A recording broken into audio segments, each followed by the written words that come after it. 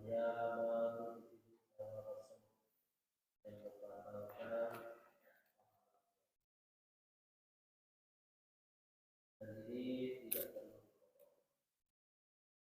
Yang kedua yang membatalkan puasa karena dari kedua ini sangat penting supaya puasa kita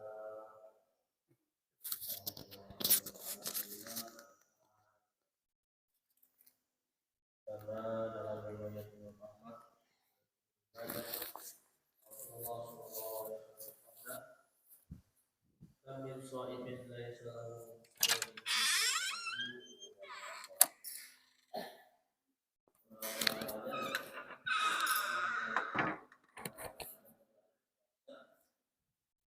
tidak dapat hasil apa-apa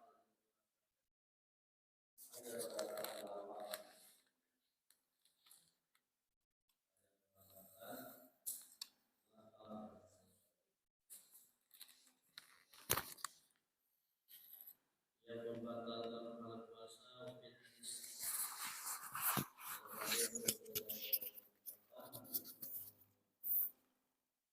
Qamsul yukir rasul ada 5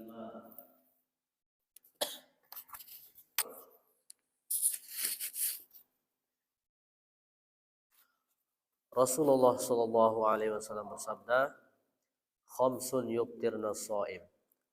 Ada 5 yang membatalkan pahala puasa.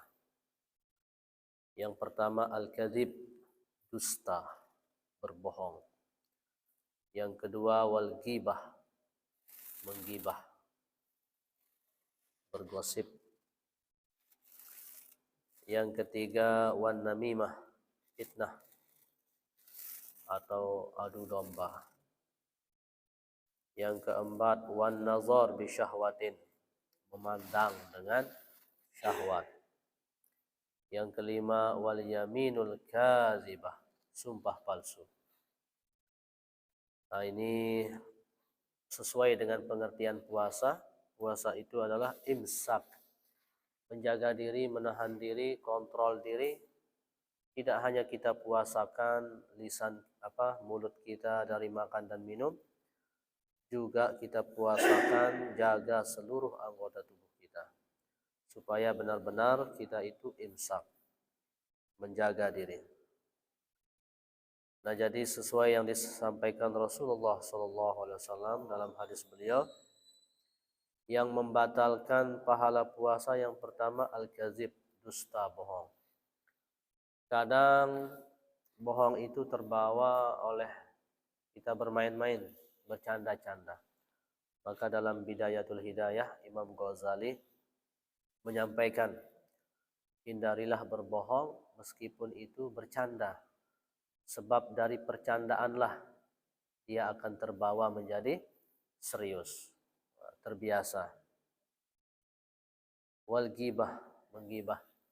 Kita sudah maklumi bersama, menggibah adalah menyebut zikru masawil insan wa hiya fihi, menyebut keburukan orang dan memang benar dia melakukan keburukan itu.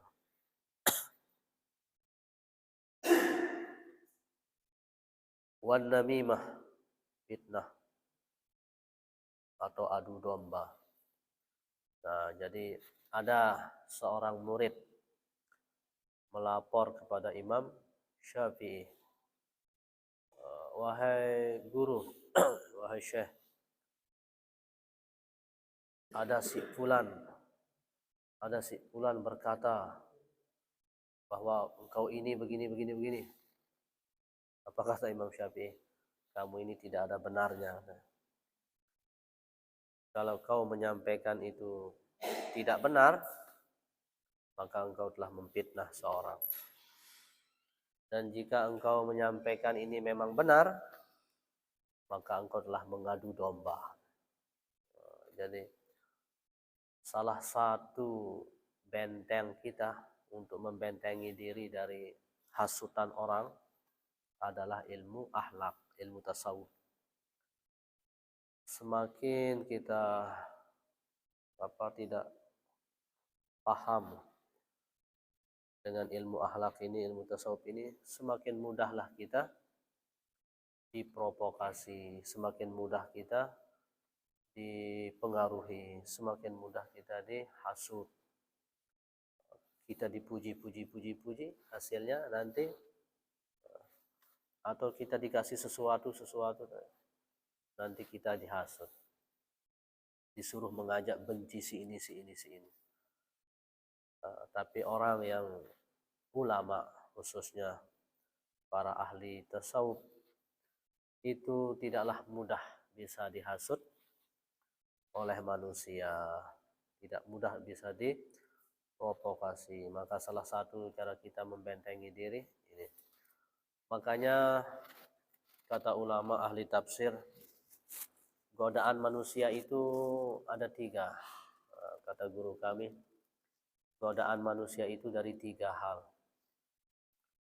Yang pertama dari setan jin. Yang kedua dari setan manusia. Yang ketiga dari hawa nafsu. Dan beliau menyampaikan bahwasannya Rasulullah SAW bersabda, godaan dari setan manusia itu lebih bahaya daripada godaan dari setan jin. Nah, jadi salah satu cara kita berikhtiar berlindung kepada Allah Subhanahu wa taala, ikhtiarnya dengan ilmu tasawuf.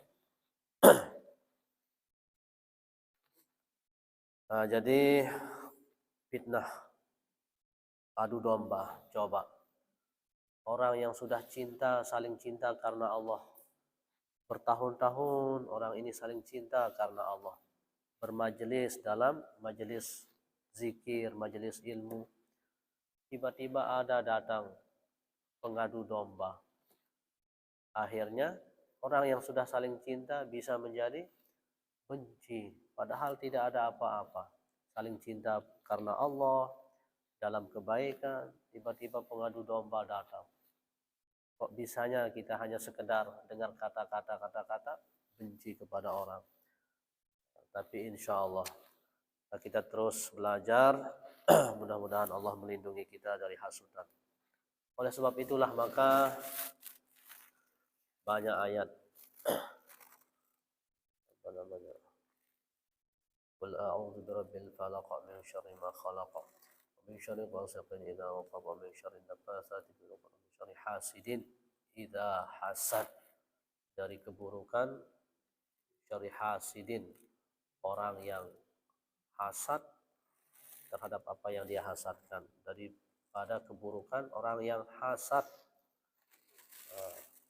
Dalam surat An-Nas, Qul a'udzu birabbin nas, malikin nas, ilahin nas, min syarril waswasil khannas, alladzi yuwaswisu fi sudurin nas minal jinnati wan nas. Dari waswasil khannas, daripada gangguan jin dan manusia. Wan namimah, yang padanya tidak dia hiraukan, dia mudah memaafkan, dalam hatinya penuh dengan cinta. Kita tidak punya salah dengan seorang, tidak punya. Auzubillahi minasyaitonirrajim itu berlindung kepada Allah dari godaan syaitan. Maksudnya tidak hanya syaitan jin, juga syaitan manusia. Wan nazar bi syahwatin, yang keempat membatalkan pahala puasa adalah memandang dengan syahwat. Wal yaminul kadzibah, sumpah palsu.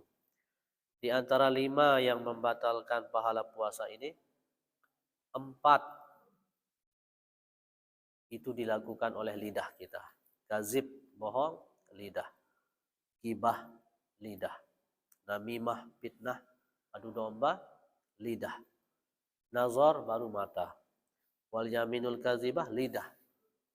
4 oleh lidah, 1 oleh anggota tubuh yang lain. Maka puasa ini jaga-jaga lidah kita. Jangan sampai terpancing sama teman, saling ejek. Makanya Rasulullah sudah memberikan kita batasan-batasan. Kalau ada yang dicaci maki, fa'in sabahu ahadun falyakul. Kalau ada yang mencaci maki, katakanlah inni shaim, saya sedang berpuasa. Nah, kalau ada yang ngejek-ngejek, katakan saya sedang berpuasa. Apa penjelasan Maulana Syekh Hasan Muhammad al-Masyad? Katakan saya ini sedang puasa. Bisa kita katakan dengan lidah atau diam tapi dengan hati kita. Atau dengan dua-duanya, lidah dan hati kita. Supaya kita kontrol diri. Nah, jadi itu. Dalam hadis yang lain, apabila kalian sedang berpuasa, sabda Nabi, wala yarpus wala yaskhab. Jangan berkata kotor dan janganlah membentak-bentak, teriak-teriak, enggak karuan. Nah, jadi artinya benar-benar kita disuruh kontrol diri.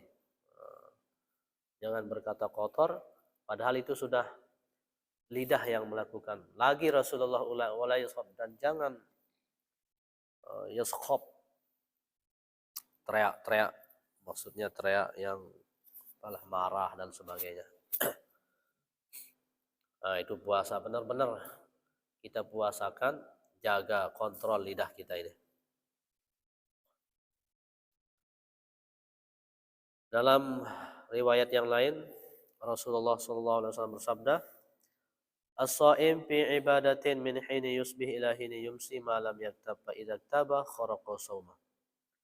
Orang yang berpuasa itu senantiasa dalam zikir dari subuh sampai maghrib, ia full dalam ibadah zikir selama ia tidak menggibah. Kalau dia menggibah, maka ia merobohkan pahala puasanya.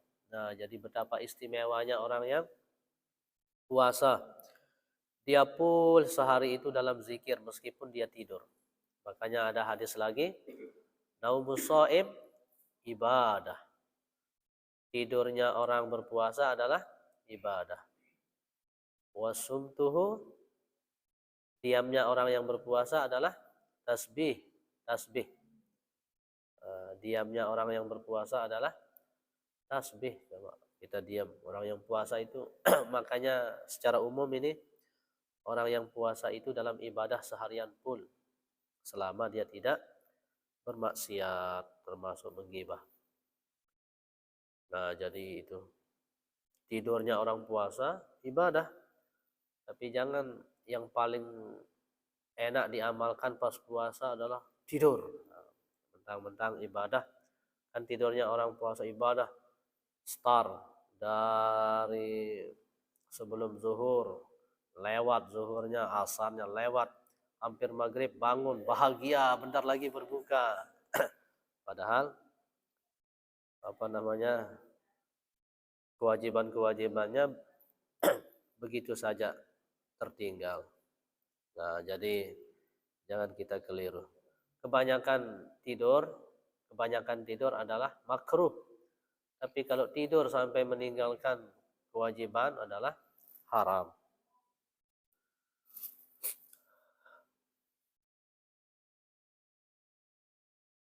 Nah, tapi daripada kita rawan melakukan hal-hal yang terlarang seperti perkataan yang tidak benar, memandang dan sebagainya, maka salah satunya bisa dijaga dengan tidur. Jadi tidur dengan belajar tidak bisa dibandingkan. Kalau bisa belajar, apalagi mengaji, apalagi melakukan kebaikan yang lain. Tapi kita tidur niatkan supaya nanti malam segar kita tarawih. Semangat kita ibadah tarawihnya.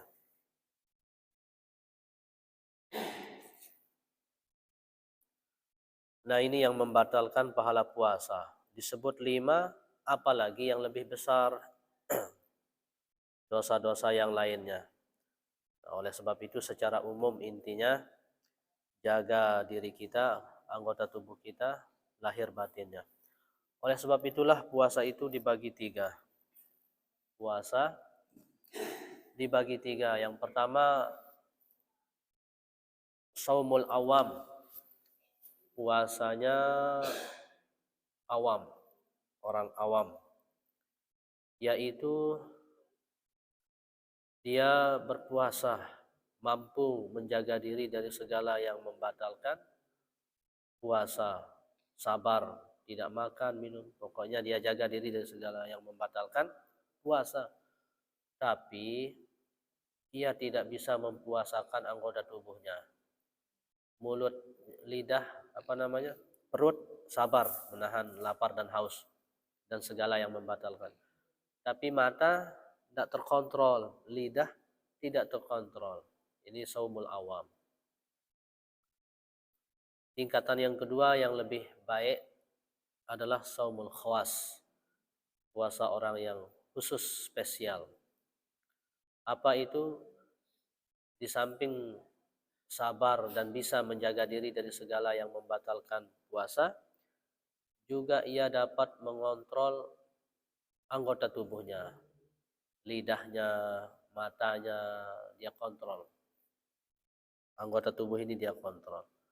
Tapi satu, hati. Tidak bisa kontrol hati. Hati masih dimanjakan dengan hasad, dengki, iri, sombong, ria, sum'ah, dan sebagainya penyakit-penyakit hati. Kemudian tingkatan yang ketiga yang paling tinggi istimewa, inilah yang kita sama-sama perjuangkan, yaitu saumu khawasil khawas. Puasanya orang yang spesial, khusus dari hamba-hamba Allah yang khusus, yaitu menjaga diri dari segala yang membatalkan puasa, dapat mengontrol seluruh anggota tubuhnya, dan dapat menjaga hatinya. Ini yang sama-sama kita usahakan. Nah, itu dia puasa yang membatalkan pahala puasa. Bagian yang kedua adalah yang membatalkan al-mufattirat wa hiya ma yubtilu aslas saum. Inilah yang membatalkan puasa itu sendiri. Al-mufattirul awal yang membatalkan yang pertama ar-ridah murtad. Wa hiya qatlul islam bi niyatin aw qawlin aw fi'lin walau kanat ar-ridah lahzatan wahidatan. Murtad, nauzubillah min zalik. Jadi orang yang murtad batal puasanya. Kalau dia murtad 3 tahun, masuk Islam lagi, berarti 3 bulan dia tinggalkan puasa, wajib dia qadha puasanya yang 3 bulan. Beda kalau orang mu'allab. Kalau orang mu'allab mulai dari nol, tidak ada yang perlu dikodok-kodok. Tapi kalau orang murtad, 3 tahun dia murtad, masuk Islam lagi, maka dia kodok sholatnya yang 3 tahun, puasanya yang 3 bulan. Al-mufattir tsani, yang membatalkan puasa yang kedua, al-haid wan nifas wal wiladah. Haid, nifas, melahirkan. Walau lahzatan minan nahar, sekalipun sekejap. Al-mufattirur rabi' al-igma' was sukru, kemudian ayan atau pingsan, was sukru, dan mabuk. Idza amma jami'an nahar, jika dia itu pingsan, ayan, mabuk sepanjang hari. Wa amma idza afaqa walau lahzatan wahidatan, tapi kalau dia siuman, sadar walaupun sebentar, sahha shaumuhu, sah puasanya. Wa wal mu'tamad inda Ramli, ini pendapat yang mu'tamad menurut Imam Ramli.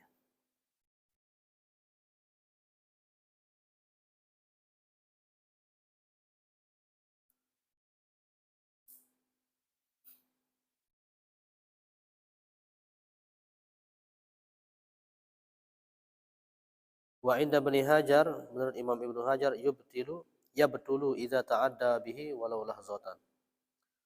Batal puasanya jika dia sengaja melakukannya sekalipun sebentar.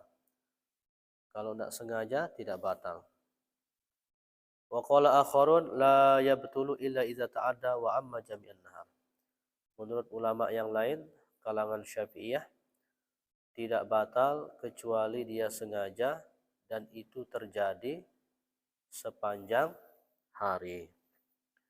Nah, jadi intinya jika dia tidak sengaja sehingga dia mabuknya itu alami, tidak sengaja, kemudian ada waktunya untuk sadar, masih siangnya, sah puasanya.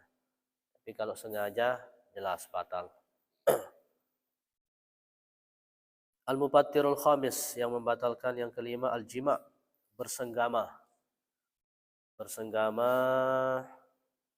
siang hari bulan Ramadan, amidan, sengaja. Nah, berarti kalau lupa, ini tidak batal suami istri. Lupa, tiba-tiba setelah selesai, astaga, puasa, aman, rezeki. Sama seperti kita makan satu piring kenyang, baru ingat astagfirullah, puasa. Ya, aman.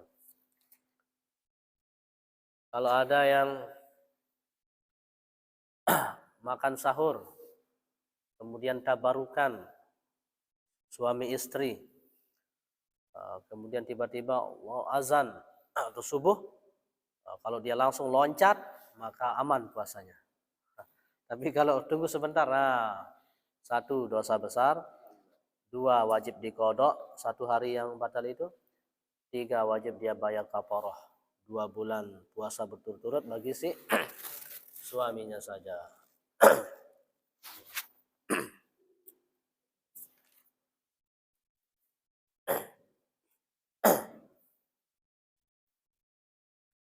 Kalau terjadi itu wujubul imsak. Kalau terjadi batal karena tadi itu, wajib dia menahan diri. Tidak boleh dia makan dan minum, sama seperti orang yang puasa. Bukan berarti batal puasa kita lantas boleh makan dan minum. Jadi batal, tapi wajib kita tahan seperti orang yang puasa. Karena ini adalah bulan puasa. Bulan kita, kecuali orang yang haid, nifas, wiladah, orang yang sakit, nanti ada dirincikan. Mana yang kalau tidak puasa wajib, kalau batal wajib tahan, mana yang kalau batal atau tidak puasa sunnah menahan dan boleh-boleh saja dia makan. Nah, di antaranya yang wajib kita tahan batal karena ini yang tadi jima, ya jima, dan kemasukan sesuatu, masuk sesuatu dengan sengaja batal, sengaja muntah batal, dan itu wajib ditahan, bukan berarti boleh kita makan dan minum. Kemudian yang membatalkan berikutnya adalah usulu ainin min mampazin mabtuhin al-jawab, masuknya sesuatu. Mungkin sedikit aja ya, karena ada anak-anak sekolah juga. Ya, kita lanjutkan muzakarahnya, diskusi. Mungkin ada yang ditambahkan, dipersilakan. Masalah bagaimana ini karena dia bertaklid ya, supaya tidak kena hukum kafarah, dia batalkan dulu puasanya. Misal ini, kalau dia batalkan puasanya, baru dia jima, bagaimana itu? Apakah tetap kafarah? Ya. Ya, betul. Jadi yang membatalkan puasa itu adalah masuknya sesuatu dari ke anggota rongga-rongga ini. Salah satunya dengan sengaja makan dan minum. Cuma satu tapi yang membayar kifarah yang tadi, yaitu kalau dibatalkan dengan jima. Tapi kalau dibatalkan dengan makan dan minum, maka itu tidak jatuh kifarat. Dia berdosa besar, wajib diqodok. Cuma kalau tujuannya untuk jima, maka berlipat gandalah dosanya. Karena sesungguhnya setelah kita batal puasa kita karena makan minum, tidak boleh kita melakukan segala yang lain juga. Jadi tidak boleh kita termasuk jima. Pokoknya segala yang membatalkan puasa tidak boleh makan dan minum, tahan diri. Nah, ini dia batalkan puasanya dengan kemudian melakukan hal yang haram berikutnya. Nah, itu berlipat ganda meskipun tidak kafarat. Kalau dia hanya bersenang-senang misal sama istrinya, tapi tidak sampai Jima. jima lagi itu, tidak ada kafarat. Ya. Ada sahabat siapa namanya? Melapor kepada Rasulullah. Apa katanya? Wahai Rasulullah, celaka. Ada apa? Saya ini sudah bersenang-senang bersama istri saya. Obaltu, aku sudah mencium istriku, sedangkan saya sedang berpuasa. Apa kata Rasulullah? Menjawab, bagaimana kalau engkau berpuasa dan kumur-kumur? Sahabat ini menjawab, tidak apa-apa. Maka begitu juga lah orang yang mencium istrinya. Nah, itu hadisnya. Tapi hukumnya ulama rincikan. Kalau kita hendak membaca penjelasan ulama, langsung saja kita simpulkan. Nah, jadi apa penjelasan ulama? Bahwasanya mencium istri itu atau yang lainnya yang tidak jima besar itu hukumnya adalah makruh tahrim. Makruh yang mendekati haram. Kalau bersenang-senang yang menimbulkan syahwat. Yang menimbulkan syahwat.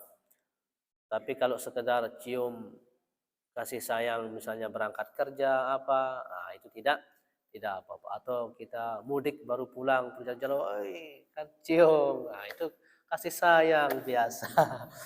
Nah, tapi kalau ini yang bersenang-senang tidak ada apa-apa, orang siang-siang puasa bersenang-senang terus kan meskipun tidak itu, nah itu jauhi kata ulama, jangan. Nah, jadi itu dibagi dua. Kalau yang bersenang-senang biasa rawan menimbulkan syahwat, maka hindari. Bahkan ada yang mengatakan haram. Nanti kita ketemu lebih detailnya di mukadimahnya. Nah, jadi tidak membatalkan puasa. Bahkan di Fathul Mu'in dijelaskan kalau bersentuhan dengan suami istri menggunakan lapis kemudian sampai inzal keluar mani tidak batal. Kalau ada lapisan, tidak sampai jima, tapi mungkin karena saking besar syahwatnya, nafsunya bisa terjadi hanya bersentuhan bersentuhan tapi ada lapisannya. Nah, itu dia. Karena manusia beda-beda. Makanya dalam riwayat ada sahabat itu yang berbuka puasa dengan itu. Ada sahabat berbuka puasa dengan hubungan suami istri. Siapa tahu ada mutabarukan. Itu bisa jadi pengantin baru kan. Nah itu. Nah jadi itu tentang mencium istri di bulan Ramadan atau bersenang-senang selama tidak jima besar. Jadi jauhi yang menimbulkan syahwat. Wallahu a'lam bishawab. Mungkin ada tambahan. Ini juga salat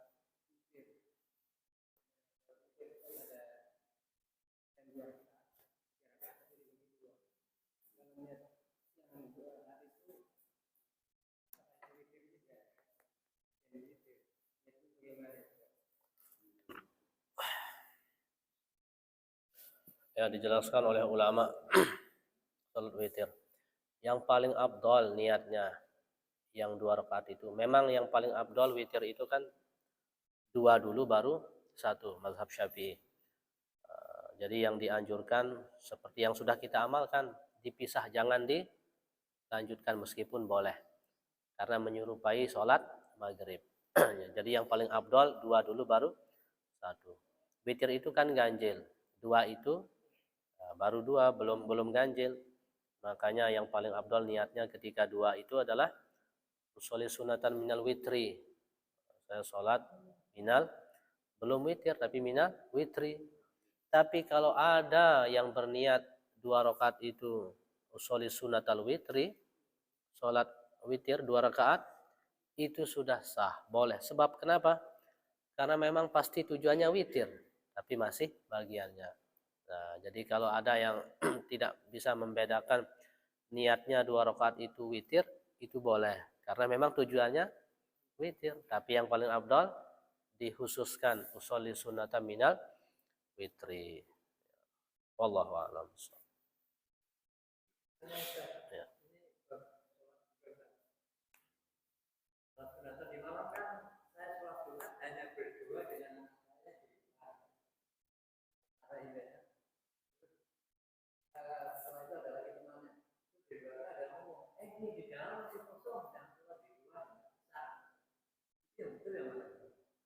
Ini karena anak beliau ini kan agak kesulitan kalau di dalam ini ada halangan lagi itu. Bagaimana itu Ustaz? Jadi pertama sebelum ke sana urutan sab, ya pertama orang dewasa, full dewasa, baru anak-anak anak-anak itu di belakang. Kemudian yang kedua, jarak batasan antara sab dengan sab berikutnya baru boleh berjamaah. Itu sudah kita bahas kan berapa meter itu, berapa meter terpisah. Nah ini apalagi sampai luar tidaklah jauh. Nah, jadi masih sah berjamaah.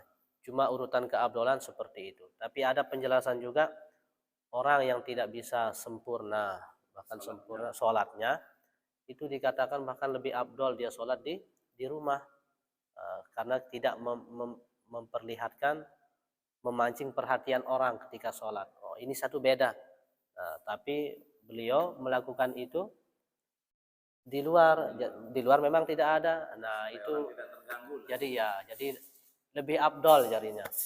Sebenarnya anjurannya di rumah, tapi kan di sini bisa diatasi karena memang tidak ada orang. Sudah bagus, sudah betul. Kalaupun di belakang juga bagus, tidak ada yang lihat paling belakang kan. Tidak ada lihat dari manusia. Ini yang perempuan sudah ditutup, sab laki-laki sudah penuh di depan, mau di yang paling belakang juga sudah tidak apa-apa. Iya. Iya. Tidak apa-apa.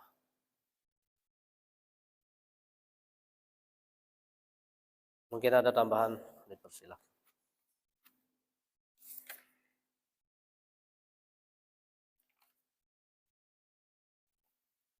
Ya, kita cukupkan kalau begitu. Ya. Kita baru sampai yang membatalkan sholat, nanti kita ulang. Kita ulang yang ke-6 nanti. Wallahu a'lam bishawab. Mudah-mudahan Allah Subhanahu wa taala meridhoi kita semua. Diampuni segala kesalahan kita, diberikan kita pertolongan untuk mengamalkan yang baik dan menjauhi segala yang buruk. Mohon maaf atas segala kekurangan. Subhanakallahumma wa bihamdika asyhadu an la ilaha illa anta astaghfiruka wa atubu ilaik. Subhanakallahumma wa bihamdika asyhadu an la ilaha illa anta astaghfiruka wa atubu ilaik.